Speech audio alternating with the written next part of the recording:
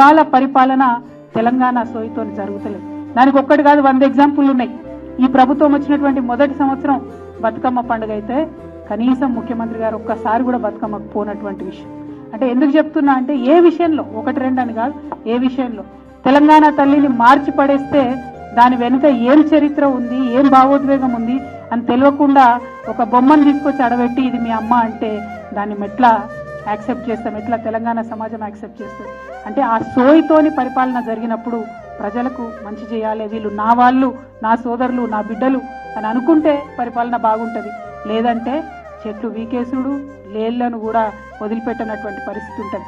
ఆ వీడియో చూస్తుంటే, ఆ నెమళ్ళు అరుస్తుంటే నిజంగా కళ్ళ నీళ్ళు పెట్టుకోనరు లేరు తెలంగాణలో. ఆనాడు కేసీఆర్ గారు ఉంటే నా తెలంగాణ, ఇది నా భూమి అనుకున్నారు కాబట్టి 7.7% మనము అటవీ కవర్ని, ఫారెస్ట్ కవర్ని పెంచుకున్నాం. ఆనాడు వనాలను పెరగనిచ్చినాం. ఇప్పుడేమో వనాలన్నీ క్లీన్ చేసి చెట్లన్నీ వీకేసేటటువంటి పరిపాలన జరుగుతున్నది. ఎందుకంటే ఇల్లు నాది అనుకుంటలేరు, ఉన్న కాడికి దోసుకొని పోవాలి అనుకుంటున్నారు. అంటే ఈ సాహిత్య వేదిక అయినా ఈ మాట చెప్పక తప్పని పరిస్థితి. ఆ సోయితో పరిపాలన జరుగుతలేదనేటటువంటి బాధతో చెప్తా ఉన్నటువంటి సంగతి.